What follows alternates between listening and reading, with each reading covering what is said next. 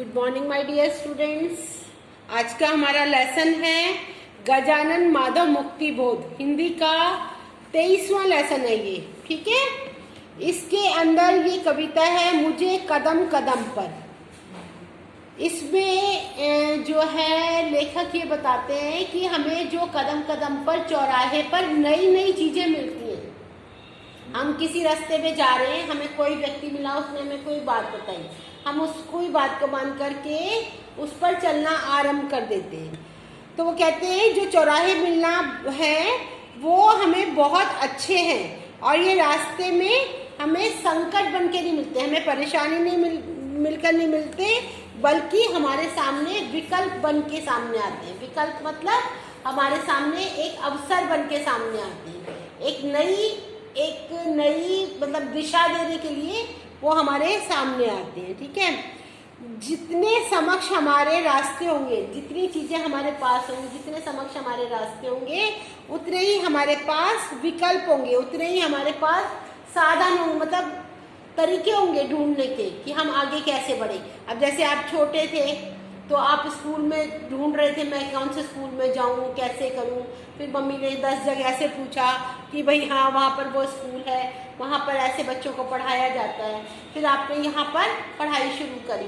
फिर हमने दूसरा विकल्प ढूंढा कि भाई हम NIOS से हम किस तरीके से बच्चों को आगे पढ़ाई में मदद कर सकते हैं, कैसे सर्टिफिकेशन करा सकते हैं। तो हमने इनका 10वीं का भरवाया, ऐसे ही हमने 12वीं का भरवाया। फिर हमने बुक्स ढूंढी, तो हमें क्या ढूंढने पड़े, रास्ते ढूंढने पड़े, विकल्प ढूंढने पड़े आगे बढ़ने के। क्या ढूंढने पड़े, आगे बढ़ने के हमें विकल्प ढूंढने पड़ेंगे। फिर क्या हुआ, जीवन के लिए किसी भी अनुभव को, जो भी हम कोई भी अनुभव लेते हैं जीवन में, वो हमारा कभी भी खाली नहीं जाता, व्यर्थ नहीं जाता। अगर हम कुछ भी काम सीखने की इच्छा से करते हैं तो हमें निरंतर हमेशा ही सफलता उसमें हासिल होती है और ये सभी को समझना चाहिए। अच्छा, अब इसके बाद इसमें कवि जो हैं गजानन माधव मुक्ति बोध जो है वो बहुत ही प्रसिद्ध और विशिष्ट कवि हैं। इनका जन्म ग्वालियर जिले में सन 1917 में हुआ था और उन्होंने BA तक शिक्षा प्राप्त करके अध्यापन कार्य में जुड़ गए, यानी कि वो भी टीचर थे और टीचिंग करते करते उन्होंने लिखना शुरू किया और इस तरीके से उन्होंने बहुत सुंदर सुंदर कविताएं लिखी। अब इसके बाद हम चलते हैं इसमें शब्दार्थ पे। तजुर्बे मतलब अनुभव। अकुलाहट, आपने हाँ जो इधर, अकुलाहट मतलब व्याकुलता, गहरे में उतरना मतलब तह तक जाना। आत्मा अधीरा व्याकुल मन और सुस्मित मुस्कान, विमल स्वच्छ। फिर उसके बाद है सदा नीरा, सदैव जल से भरी हुई। महाकाव्य पीड़ा, जिसकी वेदना पर महाकाव्य लिखा जा सके। हंस हंस कर, हंसते हुए। अश्रुपूर्ण, आंखों में आंसू भरे। मत होना, पागल होना। स्वायत्त, जिस पर अपना अधिकार न हो। अहंकार, घमंड।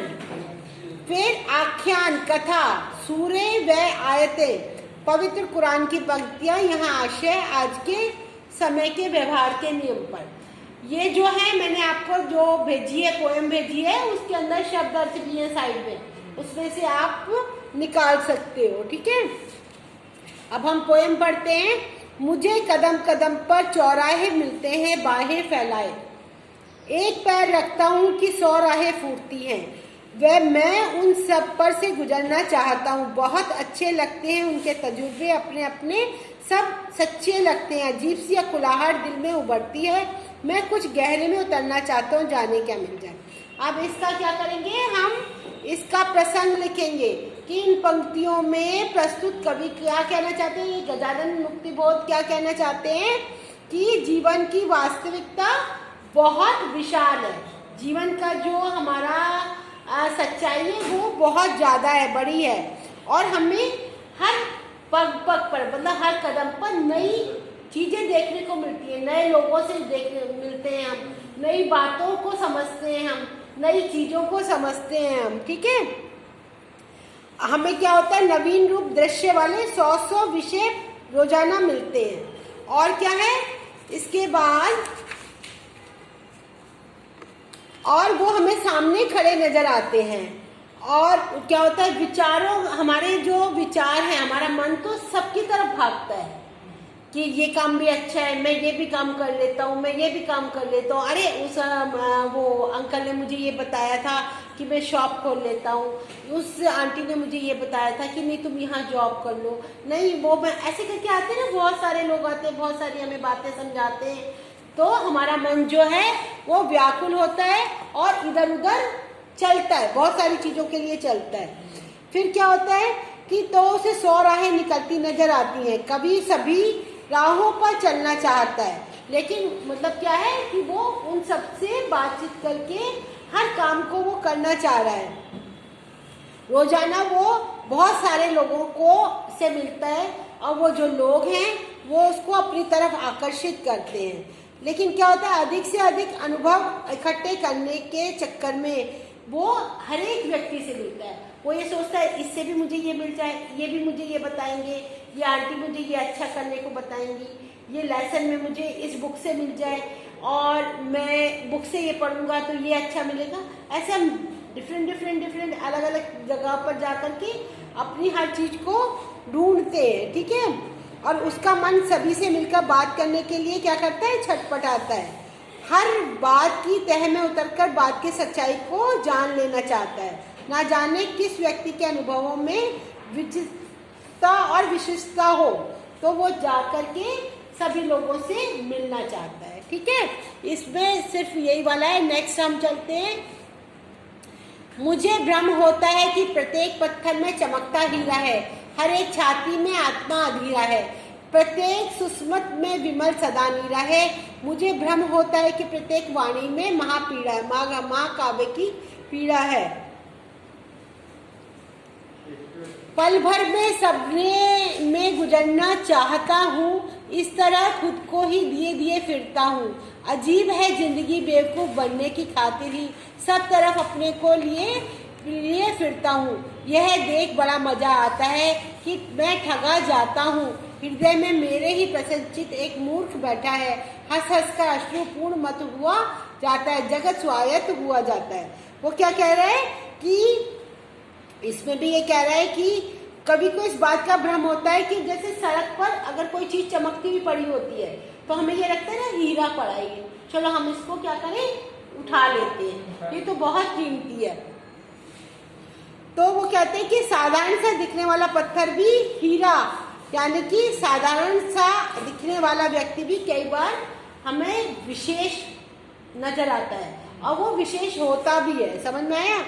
और वो कहते हैं कि जो हर एक व्यक्ति है, जो भी हमसे मिलता है, जो भी अपने अनुभव देता है, वो एक तरह से चमकता हुआ हीरा होता है।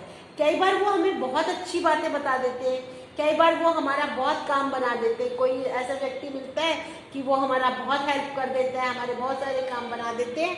फिर क्या होता है कि ठीक उसी प्रकार जीवन जगत में छोटा सा महसूस होने वाला महत्वपूर्ण अनुभव समय आने पर विशिष्ट हो जाता है। मतलब क्या है कि कई बार ऐसा होता है कि हम ये सोचते हैं अरे ये तो छोटी सी बात है, ये कैसे होगी, लेकिन उसका हमारे पूरे जीवन पर बहुत ही अच्छा प्रभाव पड़ता है। अब जैसे आपका हुआ, आपने एक सोच रखी, हमने एक तरीका निकाला कि हम इन बच्चों को किसी भी तरीके से एग्ज़ाम पास कराएंगे, इनको हम बहुत मेहनत कराएंगे। तो हमने बुक्स ढूंढी, हमने सेंटर से हमने फॉर्म फिल किया, हमने बच्चों को तैयारी कराई, बच्चों ने मेहनत करी, पेरेंट्स ने मेहनत करी।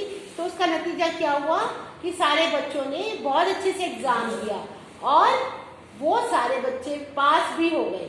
अब क्या है उसका नतीजा कि अब आगे दूसरी क्लास के लिए तैयारी कर रहे हैं। तो एक हमारा जो छोटा सा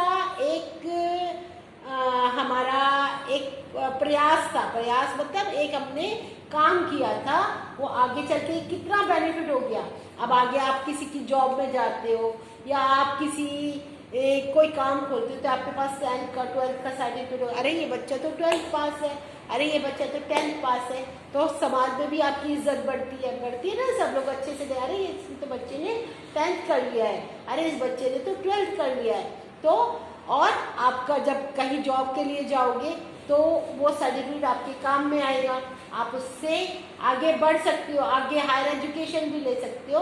तो ये सारी चीज़ें हमारे जीवन में जो भी अनुभव मिलता है वो बहुत ही इम्पॉर्टेंट होता है, ठीक है।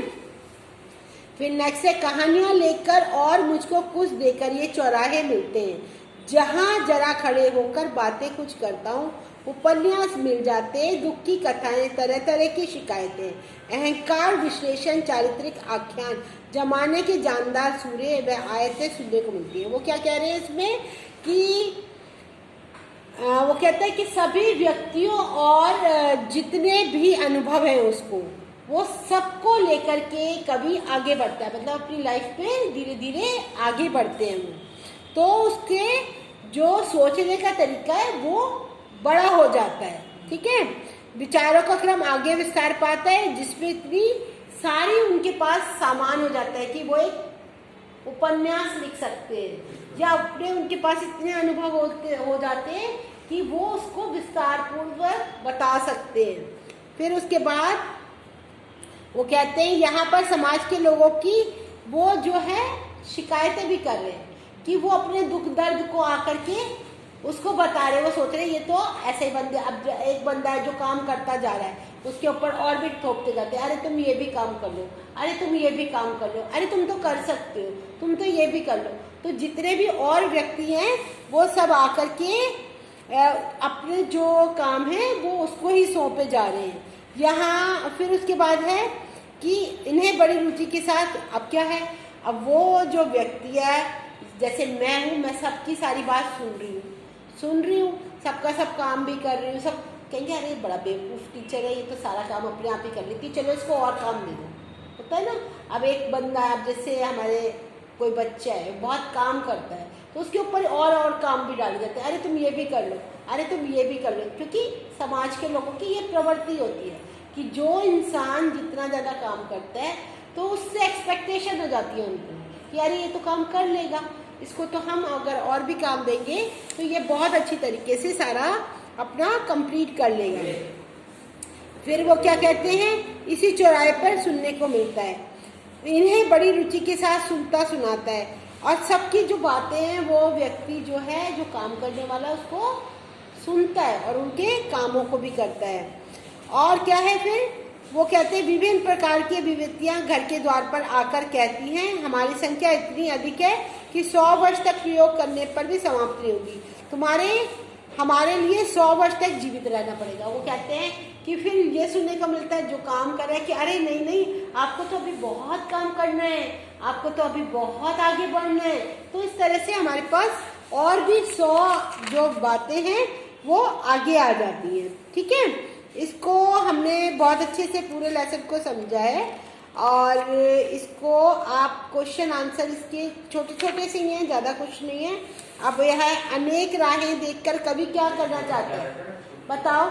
अनेक राहें देखकर कवि क्या कहना चाहता है कि वो सभी राहों से गुजरना चाहता है, मतलब वो सारे अनुभवों को लेना चाहता है, कविताएं मुस्कुराकर प्यार भरी बातें किससे क्यों करती हैं? कविताएं मुस्कुराकर प्यार भरी बातें किससे करती हैं? कवि से करती हैं, क्योंकि कवि उनकी बातें मान रहा है ना, जो लिख रहा है वो उसकी बातें मान रहा है। तो कविताएं किससे बातें करती हैं? कवि से बातें करती हैं। प्रत्येक छाती में एक अधीर आत्मा का निवास है, मतलब क्या है कि वो कहते हैं, कवि कहते हैं कि हर एक की कोई ना कोई एक कहानी चल रही है।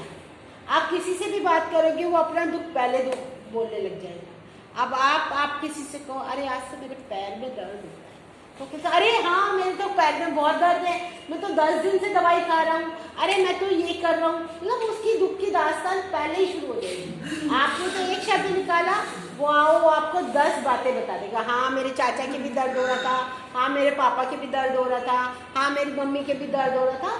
तो मतलब उनकी बातों का कोई अंत नहीं होता। आपने कोई बात कही वो आपको बहुत सारी चीज़ें बताने लग जाएंगे। अच्छा, कविताएं मुस्कुराकर लाग डांट करती हैं, इसका क्या मतलब है कि ना लिखे जाने का उलाहना देती है। मुझे कदम कदम पर कविता में चौराहा शब्द प्रतीक है किसका? चौराहा किसका? कि बहुत सारे उनको रास्ते नजर आ रहे हैं। एक रास्ता इधर जाए, चौराहे का मतलब क्या है?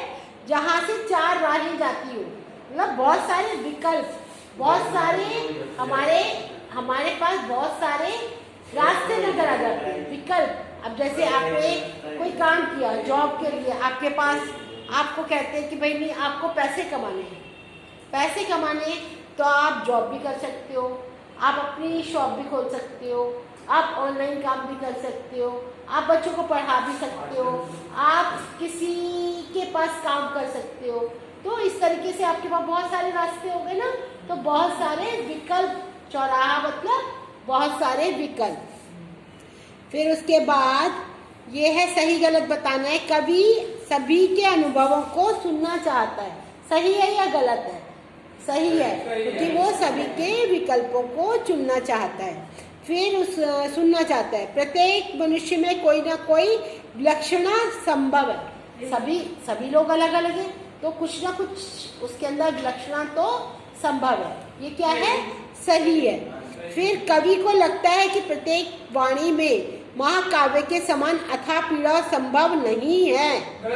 गलत है, क्योंकि उसको तो ये लगता है कि हर एक व्यक्ति की कोई ना कोई कथा है। भाई मैं कुछ बोलूंगा और ये तो मुझसे है ना 4 गुना ज्यादा बोलना शुरू हो जाएगा कि हाँ जी मेरे पास ये है, मेरे पास वो है, मेरे पास ये नहीं है। तो फिर घ है, दूसरों को ठगने में जितना आनंद आता है उतना ही आनंद स्वयं को जानबूझकर ठगवाने में भी आता है। सही है ना?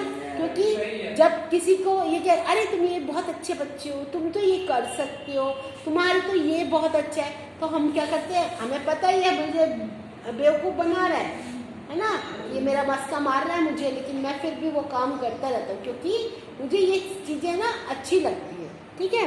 हर व्यक्ति स्वायत्त है। स्वायत्त मतलब अपने अंदर है, ये गलत है। कविताएं मुस्कुराकर लाख डालती, इसके अलंकार कौन सा है? मानवीकरण अलंकार है इसके अंदर। ये मैंने आपको सारा कंप्लीट कराया है पूरा। अच्छा, इसमें कुछ मुहावरे हैं। ठीक है? मुहावरे हैं, उसको बताना है आपको। मुहावरे में आपको कदम कदम पर चौराहे मिलना, 100 राहें फूटना, महाकाव्य पर पीड़ा होना और चलती हुई सीढ़ियां चढ़ना, जलती हुई सीढ़ियां चढ़ना। ये मुहावरों के अर्थ लिख करके इसके आपको वाक्य बनाने हैं। फिर उसके बाद कविता में कवि ने चौखट शब्द का प्रयोग क्यों किया है? चौखट का मतलब क्या है? अहंकार, या अहंकार मतलब एक ईगो होना या बंधन का प्रतीक होना। चौखट, अब जैसे ये चौखट लगी है तो इस चौखट में दरवाजा तो हम लॉक कर देते हैं ना, चीज को बंद कर देते हैं ना, तो क्या है? ये बंधन है, एक तरह से बंधन का प्रतीक है।